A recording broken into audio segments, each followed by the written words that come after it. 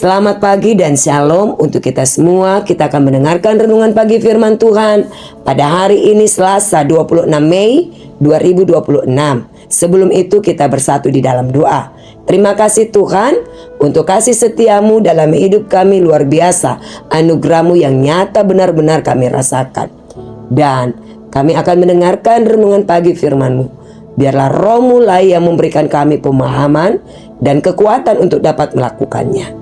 Di dalam nama Yesus kami berdoa, amin. Firman Tuhan yang menjadi renungan tertulis di dalam kitab Roma pasal 8 ayat 26-27. Saya mengangkat pada ayat yang ke-26. Demikian juga Roh membantu kita dalam kelemahan kita. Sebab kita tidak tahu bagaimana sebenarnya harus berdoa, tetapi Roh sendiri menyampaikan permohonan kepada Allah dengan keluhan-keluhan yang tidak terucapkan. Amin. Tema kita pada hari ini, peranan Roh Kudus dalam doa. Jemaat yang diberkati Tuhan, pada suatu ketika saya menelepon seorang jemaat. Saya bertanya bagaimana kabarnya. Jawabnya, baik Inang. Rupanya jemaat tersebut balik bertanya kepada saya, Nang, si A itu sakit ya Nang? Jawab saya, iya. Padahal saya sudah berdoa supaya janganlah dia sakit. Rupanya dia sakit. Saya tersenyum dan ketawa kecil. Saya katakan kepadanya, yang didoakan itu mungkin kurang pas atau mungkin salah kita berdoa. Tapi jemaat tersebut berkata, enggak, saya enggak bersalah, enggak salah saya berdoa kok. Saya tetap mendoakan dia jangan sakit. Terus saya jawab kepadanya, memang kita ucapkan seperti itu, tapi apakah hati kita juga mengatakan seperti itu? Dia pun tertawa. Nah, Bapak Ibu serta saudaraku yang terkasih dalam nama Yesus Kristus, Tuhan melihat hati, apakah yang kita ucapkan itu benar dari hati atau tidak. Tanpa kita sadari, itu pun pernah terjadi dalam hidup kita. Inilah yang kita perlu pelajari. Saya beserta saudara-saudari Bapak Ibu yang terkasih, Tuhan melihat hati ketika kita berbicara kepadanya. Mungkin yang kita ucapkan itu benar menurut kita, tetapi Tuhan tidak bisa dibohongi, karena Dia akan melihat kedalaman hati kita. Apakah kita tulus mendoakan atau tidak? Ataukah kita hanya berpura-pura mengucapkan hal-hal yang indah di hadapan Tuhan, tetapi hati kita berlawanan di dalam mengungkapkan itu semua. Contohnya ketika kita berdoa, biarlah Tuhan yang melakukannya, kehendak Tuhanlah yang terjadi. Tetapi kenyataannya selalu kita yang pegang kendali dalam hidup kita. Kitalah yang melakukan ini dan itu, dan kita tidak menyerahkan sepenuhnya ke dalam tangan pengasihan Tuhan. Minggu ini adalah Minggu Pentakosta. Bagaimana Roh Tuhan itu sendiri atau Roh Kudus itu yang diutus untuk kita agar mengarahkan kepada jalan kebenarannya.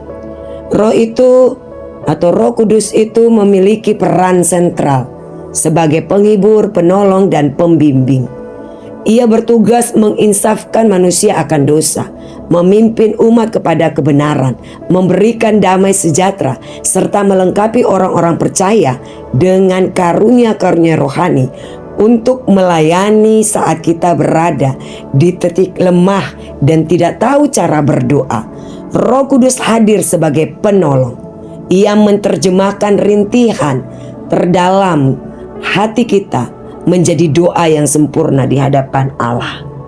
Kebenaran ini memberikan penghiburan bahwa kita tidak pernah sendirian dalam pergumulan kita. Roh Kudus itu sendiri yang menyampaikan kepada Allah keluhan-keluhan yang tak terucapkan, mungkin saking beratnya atau mungkin tidak bisa kita ucapkan. Misalnya bagi saudara-saudara kita yang tunawicara, yang bisu dan sebagainya. Allah tahu keluhan-keluhan hati kita. Sampaikan itu kepadanya. Walaupun Allah itu tidak kelihatan, tetapi peranan Roh Kudus itu yang senantiasa mendengar dan memimpin kita, menghadirkan Allah di dalam kehidupan kita, sehingga kita merasa adanya damai sejahtera. Ada pengalaman kecil saya yang sangat berharga dalam hidup ini. Ketika ada momen tertentu saya berdoa kepada Tuhan. Saya tidak mengucapkan atau mengutarakan itu lewat kata-kata, tetapi lewat hati. Mulut saya diam 1000 bahasa, tetapi hati saya seperti berkomat-kamit mengutarakan yang ada di hati saya ini kepada Tuhan. Pergumulan yang berat. Ketika selesai saya berdoa, saya merasakan adanya kekuatan, adanya kedamaian, adanya kesejahteraan yang begitu luar biasa, sehingga saya merasa bahwa Tuhan sudah memberikan ataupun sudah menjawab doa saya melalui perasaan hati saya. Saya yakin bahwa Tuhan pasti menjawab, dan itu terus menerus saya doakan dan terus menerus saya rasakan jawaban Tuhan atas doa saya. Saya mau mengajak untuk kita semua, dikala kita dalam pergumulan ataupun di dalam keresahan atau yang lain-lain yang membuat kita mungkin getar-getir di dalam kehidupan kita, pakai momen saat-saat yang begitu mendalam, relasi yang intens dengan Tuhan. Dalam doa kita serahkan kepada Tuhan.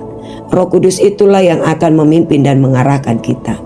Roh Kudus itulah yang akan mendengar segala keluh kesah kita, dan semuanya akan disampaikan kepada Allah yang benar-benar mendengar kita, dan itu akan dijawab olehnya. Dia yang akan memimpin kita kepada jalan kebenarannya. Berdoalah dengan ketulusan dan keikhlasan hati kita. Jangan bertopeng dengan kata-kata yang manis, kata-kata yang indah, tetapi mari kita cross check hati kita. Apakah apa yang kita doakan selama ini benar-benar keluar dari hati kita yang tulus? Tuhan Yesus memberkati. Amin. Mari kita bersatu dalam doa. Terima kasih Tuhan untuk renungan firman Tuhan pada hari ini. Ajarkan kami untuk selalu melakukan apa yang Engkau perintahkan. Berdoa dengan ketulusan dan keikhlasan hati kami. Dan biarlah Tuhan Engkau sajalah yang menjawabnya. Kami serahkan kehidupan kami satu hari ini kepadamu. Biarlah kami dalam segala kehidupan kami berkenan di hadapan-Mu Tuhan. Tuhan Yesus, kami serahkan anak-anak kami dalam segala kehidupan mereka. Kami yakin dan percaya kuasa Tuhan, tuntunan dan penyertaan-Mu luar biasa untuk anak-anak kami. Biarlah Tuhan Kau melawat mereka. Kami serahkan orang tua kami dan jemaat-Mu di dalam lanjut usia mereka. Berikan kebahagiaan, berikan kekuatan dan kesehatan bagi mereka Bapa. Kami serahkan juga jemaat-Mu di dalam pemulihan kesehatan. Mereka yang lemah dalam kesehatan mereka, kami mohon campur tangan-Mu. Kau jamah jemaat-Mu yang sakit. Biarlah Tuhan Engkau menguatkan dan memampukannya Bapa. Merasakan kasih-Mu di tengah-tengah kesembuhan yang terus berangsur-angsur Kau berikan bagi mereka. Kami juga sangat berterima kasih untuk ulang tahun kelahiran jemaat-Mu, yaitu Edgar Tobias Nadabdab yang berulang tahun 13 tahun, dan Christine Tampu Bolon yang genap usianya 52 tahun, dan Monica Meliani Tambunan yang genap usianya 30 tahun. Puka Benget Endro Nababan yang genap usianya 43 tahun. Ferdolin Sitorus yang genap usianya 36 tahun. Begitu juga dengan ulang tahun pernikahan jemaatmu Tenat Pitupulu Boru Marbun yang genap 6 tahun. Kiranya Tuhan Engkau yang memberkati seluruh jemaatmu yang berulang tahun kelahiran dan juga berulang tahun pernikahan. Engkau berikan kesehatan, Engkau berikan kemampuan, kesabaran, kekuatan, dan Engkau berikan yang terbaik kepada mereka. Panjang umur, biarlah mereka boleh berjalan bersama dengan Tuhan dalam penyertaan-Mu yang luar biasa. Terima kasih Bapa, kami serahkan doa kami ini kepadamu. Dalam nama Yesus kami berdoa. Amin.